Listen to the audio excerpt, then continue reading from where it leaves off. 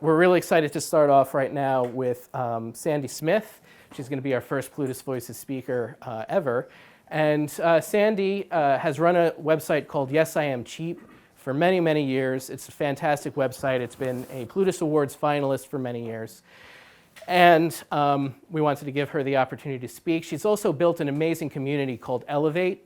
And Sandy will talk a little more about that and explain to you exactly how that works, I'm sure.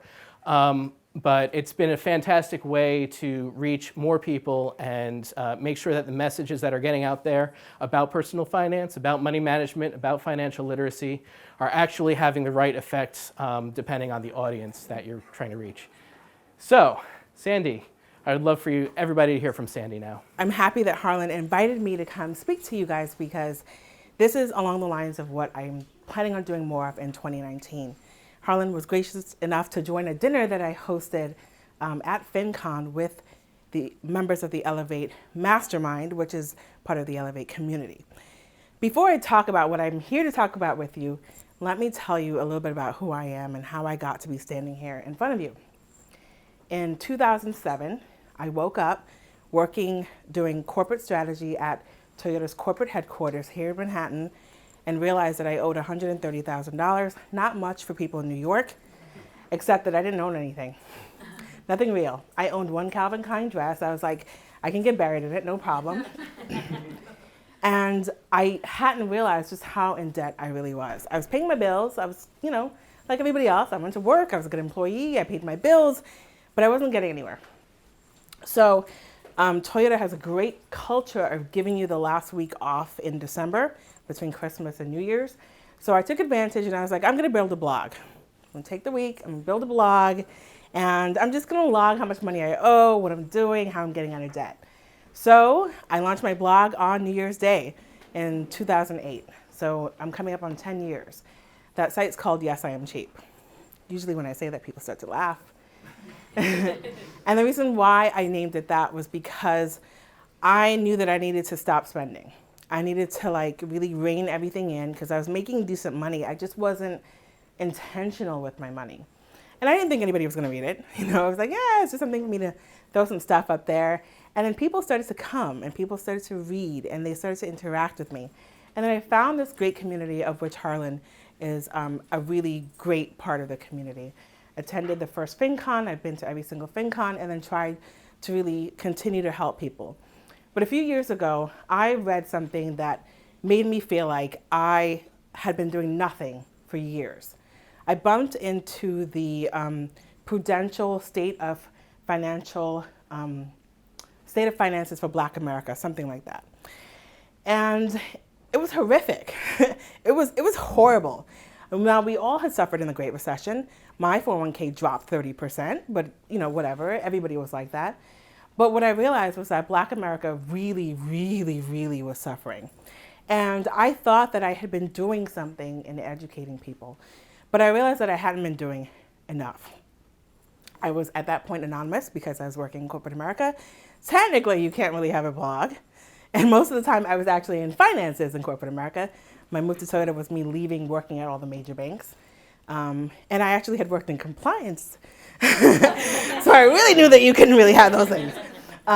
But I said, in order for me to really help the community that needs me, I need to not be anonymous. So I put myself in my blog, and my audience changed overnight. My audience used to be very, very middle class to upper class, very middle of the road, white, mostly female, but a lot of 40% men. My audience changed to Black women overnight because they did exactly what Prudential said the solution was. They saw somebody who looked like them talking about things that they needed. So taking that further, I said, what more can I do? I know that I have the ability to reach people. I know people. Why can't I do something to help this community who really needs me? So I said, I've got friends. Let's see what my friends think. So I tapped a couple of my friends on the shoulder. Sherry Ann is one of them. Jason here is another. Later on, Alana's joined. Kevin over here. And I said, we need to change the face of finance for Black America. We need to talk to them and meet them where they need us to be. Let's form this group and see if we can't do better or be better at it. At the time, I named the group Colorful Money because it wasn't just about Black America. As you can see, Jason is Asian. He's not Black. Asian community does really well financially, but still they needed a voice. There's nobody that's really representing people out there that they could see. So the group formed, and we decided that once a year we were going to do a project to kind of raise awareness. One project we had done one year was called 29 Days. You can guess which month that was. Figure Black History Month. Here's a part of Black history. We're making history right now. Every day we shared one of these horrific facts that I had read about finances in Black America. And every day every member shared it. They tweeted it. They hashtagged it to raise awareness. And people were coming and they were asking questions and they wanted to know what they could do. Or they were telling their stories and we were trying to help them and finding solutions for them and being the solutions for them. Another project that we had done was just called Colorful Money. We made a magazine and we syndicated all of our content together so they can find people who look like them that were talking about the subjects that they wanted to talk about. And beyond that, we started to grow. We started to help each other. So Tiffany Alice has a community of over 500,000 women. She would feature some of us and our expertise in her community and her groups and move us along. So this leads me into what I'm going to talk to you about today. And it's about focusing on community before you focus on profits. And why focusing on community can lead you to profits. So, in all that time when I was blogging, I really wasn't making any money. But money kind of came along and it started knocking on my door. People throw money at me every single day. Tamika here's my brand manager. She could tell you how many I respond to. None, right? None. Because I had a little crisis of conscience at some point. I could take the money, but I wasn't really going to be serving who I was supposed to be serving. I wasn't going to be delivering the message that these people needed to hear. At least that part of the money didn't make sense to me. So I turned everything off on my blog. There were no ads on my blog, nothing. There's no monetization on my blog at all. And I decided I was going to focus on community first. And when I did that, the profits kind of followed without monetization on my blog at all. So when I say focus on community, what am I talking about? There's somebody reading your blog right now who needs you. There are people out there reading your blog or your site or your book or listening to your podcast. That's called a community. You're building that community whether you realize it or not. Some people call it their tribe or whatever it is. I tell people name your community because then that makes it more real. They're not just visitor number 250 or if you're just started yours out, they're not visitor number 3 behind your mom and your dad. They're the part of the group that's really following you that will build what it is that you're doing and where you may go. They're the people who read your books. They're part of that community. And when I say focus on community, I don't mean that you have to drop everything and you can't make money. What I'm saying is find out what it is that your community needs, that you have expertise in, that you may not be covering, that you may not be delivering. The second thing I think is that you need to be authentic with who you are. For me, when I was anonymous, I never talked about the fact that I was a Black female. Black, immigrant, female from a poor family. Okay? Never talked about any of that. When I started talking about myself more, guess what? My most rabid fans are the ones who started following me when I started telling my story because they connected with me. Because some of them were immigrants.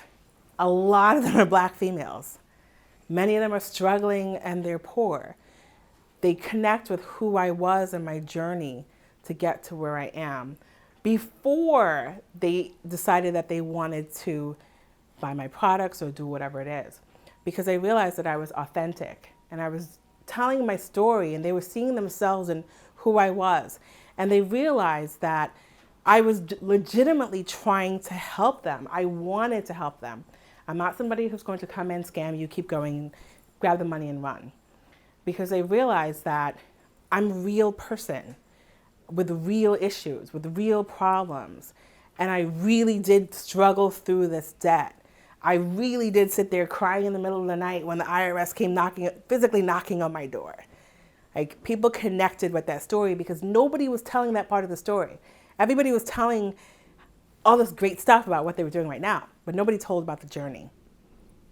When you focus on community, I believe, or what I found in the 2 communities that I've built, is that people become very, very loyal to you. They will trust you. And that trust is very hard to earn, very, very easy to lose when you are not focused on your community. And I'll give you an example of what I mean. The second community that I built is called the Hustle Crew. It's focused specifically on women of color and helping them earn more money. Why? Because I realized that you can't budget your way out of debt sometimes. Sometimes you just don't earn enough. And that's the God's honest truth. And nobody was saying that. I was here working in New York, working for corporate America, but I was making $50,000, $60,000 a year. Good money? Maybe. Not when you live in Manhattan and everybody else in your family has been laid off and you're supporting 2 households. Sometimes you just need to make more money. So I focused on the make more money aspect in growing that group. I close the group very often because sometimes I get overwhelmed. Right now it's a Facebook group of about 8,000 women. 95% are Black. I do let men in. I do let people who are not people of color in. But I'm focused on that group. Now, when I'm in that group, when I say focus on community, I try to find out what it is that they need. What do they want to learn about? What would help them make more money? And then I may teach something on it. Maybe I bring somebody in to talk about it or whatever it is that they're trying to learn about. And that will be a free class. But then if you want to watch the replay or if you want to do whatever, you can purchase it. And they go ahead and purchase. They do. And for a reasonable price as well. Or somebody has a book that I think that would be very helpful for them. One of the books I recommended was Jason's book. Here's a book that I think would be great for you to inspire you if you're on your financial journey.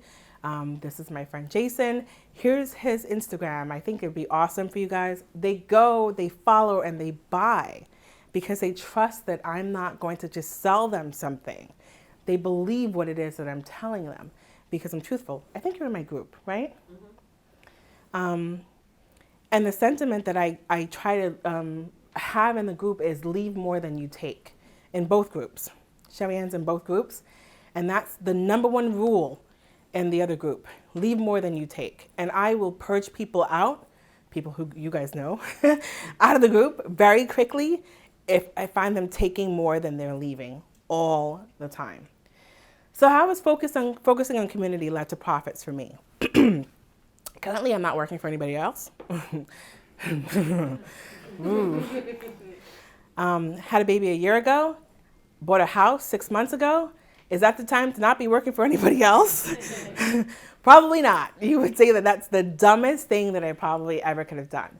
But this year was also the year that I made the most money not working for somebody else. And I made it $20 at a time because that's what my audience could afford. It was $20 at a time here, $25 here. Sometimes it was $5 here because I know people can't necessarily afford. And I didn't even realize that I had. I looked the other day, I was like, how am I doing? I'm like, oh, not doing so bad. And the other thing is that they're asking for more. They actively ask for more. With the other group, with the Elevate community and Mastermind, we've decided that we want to go next year to helping people even more in person. These people give up their time, they give up their knowledge. And so in person, we'll be having in-person events across the entire country. And we'll be having a conference for ourselves, for the influencers, in May of next year. So what started as me just being shocked at numbers and figures and thinking that I could do more has evolved into 2 communities that are really affecting. When I tell you millions of people, it really is. Patrice Washington is on the radio, reaching millions of people. Tiffany Aliche is reaching women all over the place. And they're doing a really good job of changing lives. And it's because we decided we want to focus on changing lives before the profit. Patrice says, purpose before profit. And I think if you guys do that as well, you just may find out that your profits will follow and they'll be bigger than if you focused on the money first. Thank you guys. Thanks.